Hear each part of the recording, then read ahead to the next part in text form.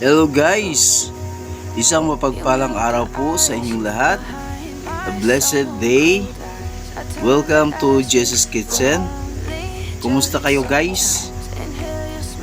Today guys, ako'y magluluto ng ginisang gulay. Ang gulay nito guys ay tinatawag na katuray. Ito siya guys, oh. Yan. Yan. Masarap daw to sa ginisa guys, no? Or pwede rin ito ihalo sa munggo. Itong aking gulay na katuray. Katulad siya ng repolyo. Ito yung aking mga sangkap guys. I have here 4 pieces of hipon. Fresh pa siya guys, no? Then I have also my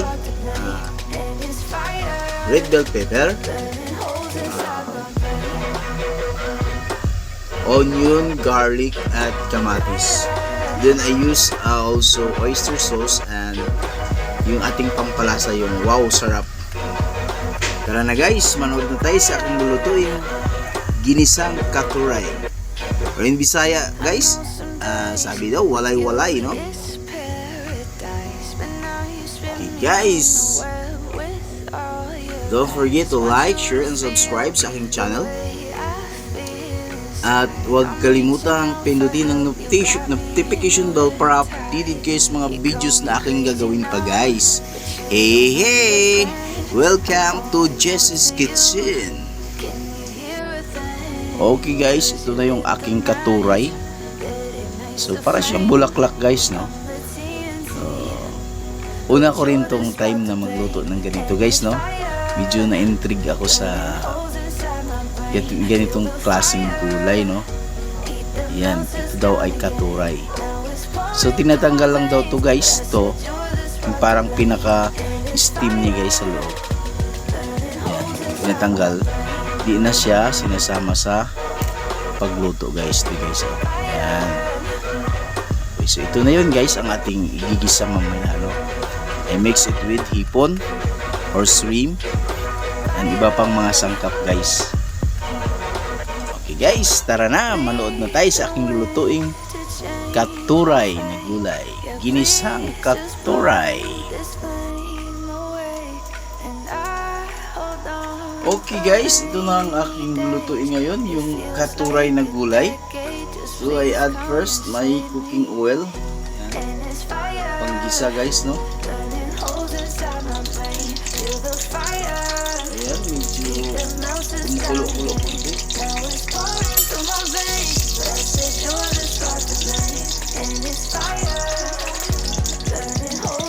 Then yung ating sibuyas, kamatis,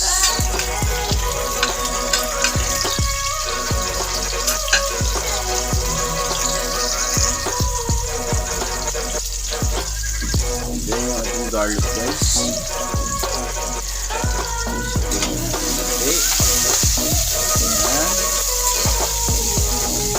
Kamatis, garlic, then yung ating hipon. Inimay ko siya guys, na yung ating hipon. Yan.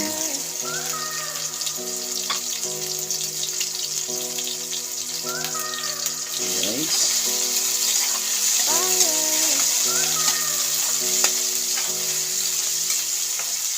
yan. Then yung ating bell pepper guys.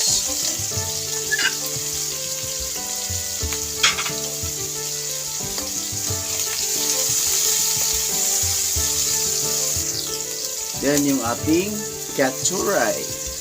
Ginisang katuray. Yan.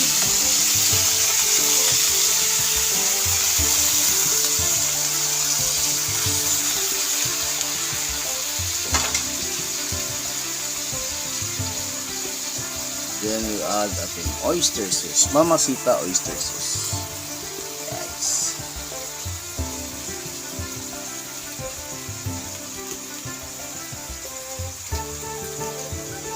Yan yung ating pampalasa guys. Yan. Kunti lang, no?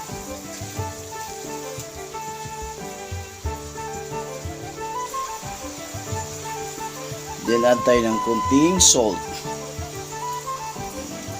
Tsahin lang natin guys na hindi siya maalat. Okay. Halo lang natin ang ating katuray.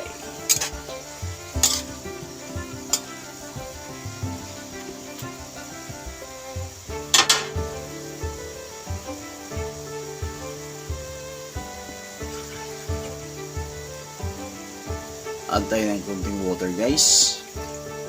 Ayan. So antayin natin guys na medyo kumulo siya at malapit na itong maluto guys, no? Ayan na guys. Mabilis lang itong maluto guys, no? Parang bulaklak lang talaga siya guys, no? So wala na itong ibang halong gulay guys. Ayan ang ating katuray. So luto na to guys. At isiset ko na guys ang ating ginisang katuray with hipon. Yan.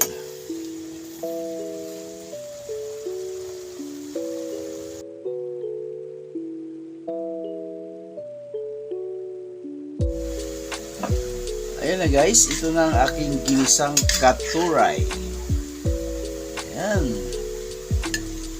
Sasabaw pa lang guys, yummy yummy na oh.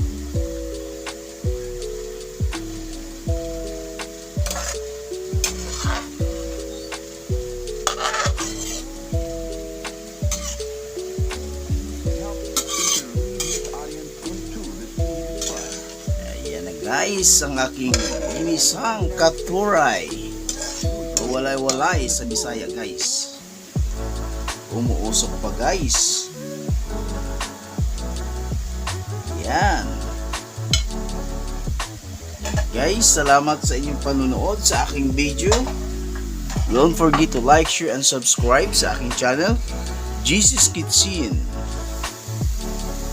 Guys, umuusok pa guys ang aking ginisang katuray. Guys,